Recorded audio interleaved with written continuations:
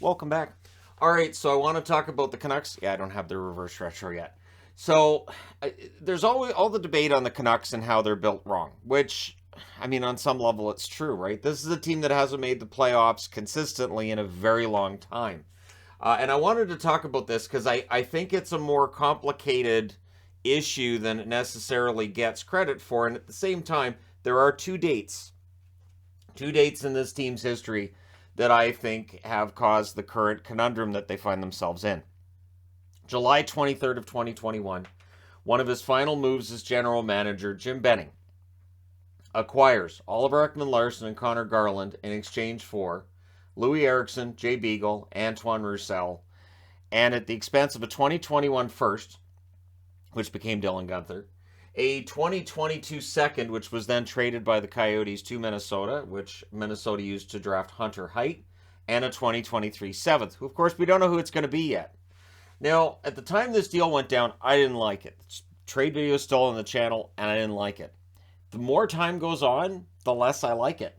The reason being that, yes, the Canucks had to get rid of Eriksson, Beagle, and Roussel. That was $9 million in cap space for three guys who, or $12 million in cap space for three guys who just weren't, playing up to their contracts. The problem was they only had 1 year left in those deals. So the Canucks signed Garland to a very decent $4.95 million cap hit through 2026. And that's the interesting thing. Connor Garland's contract is not overpriced. However, for the Canucks in the situation that they're in, it put them in a worse position. Ekman-Larsson's cap hit for the Canucks is $7.26 million through 2027. The Coyotes retained a little less than $1 million, $990,000. So that is $12 million on the cap for this team for Ekman-Larsson and Garland. And while I like Ekman-Larsson and I like Garland, I would rather have that cap space for a team that is not a playoff team. Because often I'll hear, well, that's the going rate for a top four defenseman. Right, but the Canucks aren't in a position to add that kind of salary, and they weren't at the time either. This was a team that was coming out of that cap hell that they'd been put in by Jim Benning. And by Benning making that move, it made sure they stayed in cap hell for years to come, right? And so now Patrick Allvin steps in. He's got a team that's playing pretty well under Bruce Boudreau, and he tries to keep things going. So I'm not as anti Patrick Allvin as I think some Canuck fans are. I can't believe there's still Benning defenders, but there are.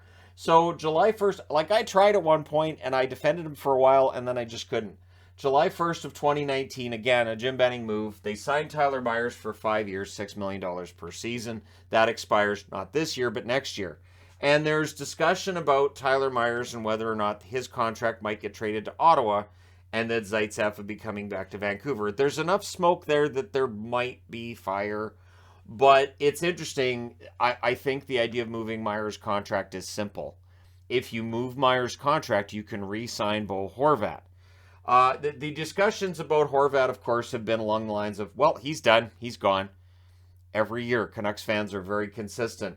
The issue, too, with the Canucks, other than the Myers contract, which, and again, I like Tyler Myers just fine, but at that cap hit for that length of time, it was too much. And the interesting thing to me about that, too, was that it kind of felt like the Canucks were the team that was willing to spend that kind of money in term and that other teams may not have been. So, I don't know. If there's a 32-team league, in that case, it would have been a 31-team league, of course, and you're the general manager and you realize you're the only one in a bidding war, well, there's that. And I don't know that that's necessarily the case, but it felt like it was clear that Myers was going to Vancouver. Vancouver was willing to pay this big money, and that other teams might have been scared off by that, right? And Myers has been very good at times. He's been very penalty prone at times as well. But with that $6 million cap hit, it means every time he makes any kind of an error, that contract is going to get mentioned. And I understand why fans do that. I totally get it. So their trading of draft picks is still problematic. The trading of draft picks, and I understand the calculation here of, well, we moved that draft pick. Like, okay, October 28th, they traded a 2023 fifth-round pick for Ethan Bear. On the surface of it, it's not a bad deal because the odds of a 2023 fifth ending up being an Ethan Bear, they're slim, right? October 7th, the one that I think kind of hurts is that they included a 2024 second with Jason Dickinson in exchange for Riley Stillman. This was done to give Dickinson a fresh start. This was done to get them a little bit of wiggle room under the cap, Stillman costing less than Dickinson, but that 2024 second is tough. And again, the odds of a 2024 second becoming an NHL player, I think it's around 15-20%. And then there's the could it become a star? It may be lower than that. And again, those numbers are approximations because I've seen, over the years, the odds of draft picks becoming stars and all this. But the reality is, it is a lottery. The entire draft setup is a lottery, and the more tickets you have, the more picks you have in said lottery, the better your chances of actually getting those players that develop. So March 20th of 2022. So we're still with deals being made by Patrick Allvin. 2022 third for Travis Dermott. Now, of course, Dermott hasn't played a game for the Canucks this year. He's been hurt. And so these picks that are being sent out, because they're being sent out in the same rate, at the same rate it seems, as Benning was sending them out. It's frustrating. July 17th of 2021, they traded a 2021 third for Jason Dickinson. So now you've traded a third to get him, and you traded a second with him to get rid of him. So, and you came out of it with Riley Stillman. And I like Riley Stillman okay as a third pairing defenseman. I don't know if multiple draft picks going out. And again, I understand the cap space they're trying to get because cap space is really important, but they don't have a lot of cap space. Of course, February 17th, 2020, a trade that gets talked about a lot, is the Tyler Toffoli deal because, of course, the Canucks did not re-sign Tyler Toffoli. I'll go out on a limb and say if they'd re-sign Tyler Toffoli, they'd be in the same amount of cap hell that they're in right now, and I don't know that they'd be a lot better as a team. I liked Toffoli in Vancouver, but was he this huge catalyst for their offense? Not really. And then, of course, he signs with Montreal and has a fantastic run there, in part because he scored, 85 goals in 5 games against Vancouver? It felt like it.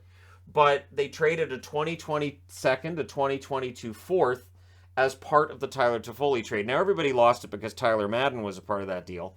And Canuck fans, of course, will always overrate their own prospects. Because Tyler Madden, I checked, he's got 7 points, I think, in 13 games in Ontario right now. And sure, Tyler Madden may come up and end up being an NHL player. But at this point, he doesn't project to be a top 6. He doesn't project to be the kind of player that you really, really get upset with trading. But a 2020 second and a 2022 fourth, that hurts, because now you're continually taking away your picks. There are trades where they've gotten picks back, but they're very rare, and that's problematic when you've got a team that is mediocre for as long as Vancouver. Last year they were 6 points out of the playoffs. Now that was a tremendous run to get to 6 points out of the playoffs, but they were still outside the playoffs. The previous season, they were 9 points out of the playoffs. An absolute disaster of a season where things should have happened in that offseason. The house cleaning should have happened after the 2021 season was done. That's when, if they were going to get rid of Benning, it should have happened then. If they were going to get rid of Travis Green, that was a perfect time because his contract was up. And this is where it drives me crazy when I watch GMs who clearly are almost, ready to go and team's going to make a move, and they make big trades. And I think, what are you doing? I remember Chiarelli towards the end of his time in Edmonton making deals and signing guys and thinking, he's on his way out the door. I'm really surprised he's allowed to do this. So it is something that I've really seen as a head scratcher when it comes to Vancouver management. And of course, the season before 2019-2020, they made the playoffs. Sometimes making the playoffs is great fun. And that was a great, fun little run for the Canucks in 2020. However, it may have given them this idea that they're on the right track. One issue people had with Benning, going all the way back to, 2016? Before they signed Louis Eriksson, this was a conversation. They were a mediocre team that wasn't good enough to make the playoffs, and yet they were making moves as if they were a contending team trying to become a favorite. So they would make moves to make themselves better. And of course, for Benning, it was a big part of getting guys in their prime. And these guys are further along in their development, which sounds great, but trading away younger players for older players, you may have a better idea of what you're getting with those older players, but you also are likely dealing with a lower ceiling with those older players. And trading away younger players, I think is a recipe for disaster when you're outside the playoffs. 2018-2019, they missed the playoffs by 12 points. The season prior to that, they missed by 22 points. So last year when they missed the playoffs by 6 points, I can understand the optimism, and hey, I picked them to go to the playoffs myself. But the cap issues that stem in large part, to me anyways, from July 23rd to 2021, continue to haunt this team. If this deal's not made, I don't think there'd be as much complaining about the JT Miller contract. I know there still would be, but there wouldn't be as much of it. This team right now projects to have $11.8 million in cap space next summer. That's not enough. That's not enough considering the contracts that are coming off the books. This is not enough for a team that hasn't been really a good contending team, I would say, since 2012. I would say the last year that they looked like a legit contender was the 2011-2012 season. So that's been a decade, right? So that's a long time. Now, cap space to me is absolute gold, and I've said that over and over and over again, and I'm saying it again here. And one thing that's driven me crazy, both with Jim Benning and now with Alvin as well, is that it's felt like cap space, that's fine. It's whatever. And I understand there's half the league that's up against the cap. There are some GMs making questionable decisions. And these questionable decisions, they become a problem when you get injuries and you don't have the cap space to replace guys because it's not LTIR. And even with LTIR, it's a complicated system that gives teams headaches. Prospect depth is also very key. One thing that I think rightfully drives Canuck fans crazy is they don't have the depth of prospects, which leads to questions about the development system. I would also point to the fact they keep handing away draft picks that could have been something more. One of my favorite arguments I've seen from Canuck fans is that this trade is okay because Dylan Guenther doesn't look like he's going to be that good of a player anyways. I've seen that before Guenther even debuted in the NHL. And every time I hear that, I want to say, do you think they had to draft Dylan Guenther? You know, the Canucks could have drafted whoever they wanted then, right? And that's a number 9 overall draft pick. For a team that had missed the playoffs, they traded a number 9 draft pick. Why? And it was, well, to get a little bit of help on the blue line, Ekman-Larsson, and the Sedins really liked Ekman-Larsson. I get that the Sedins liked it, but why? Well, they had to get rid of all this cap. Right? They had to get rid of this cap and acquire this cap. Like, it just... I still, to this day, do not understand. They traded out $12 million in expiring cap space to acquire $12 million in cap that wasn't expiring. And they're still not good enough to win. So that's where the issue comes in. If this team was winning right now, the Ekman-Larsson-Garland acquisition wouldn't be seen as a major problem. Plus, I will say this, that there's a lot of talk about whether or not they trade Horvat. I think their focus is on the wrong players. Besser makes $6.6 million until 2026. I think he will be offered, and that's just my prediction. My feeling on it is that Brock Besser might be the odd man out. Once his scoring picks up, and I think it will, and I've got a Besser jersey on for this because it pains me to say it. But Besser at $6.6 million and Pearson at $3.25 million for this year and going till 2024. These are the guys that I think are going to end up being on the chopping block. That's $10 million in cap space that frees up. That should be more than enough for Horvat, whose cap hit this year is $5.5 million. He's 27 years of age. He's going to get an 8-year contract. The funny thing is that the same people who will say, well, they're going to trade Horvat, and what a mistake that will be, will then come back if the Canucks sign Horvat to an 8-year extension and say, well, that's stupid because this team isn't built to win, and I can't believe they're doubling down on this core. What a dumb move. I am in favor of keeping Horvat. Very clearly, I think Horvat is one of the key guys, if not their MVP this year, on a team where Demko hasn't been good enough, and their blue line hasn't been good enough, and there's plenty of blame to go around. Horvat's been excellent. I will also say Miller, who's signed through 2030 at an $8 million cap hit that kicks in next year. I understand he's rough to watch defensively. He's also producing at about a 40-goal pace. And I don't think Miller at an $8 million cap hit is nearly as egregious as some would think. It's because of the cap situation the Canucks find themselves in, which I understand has led to people saying, okay, they should have traded Miller rather than re-sign him.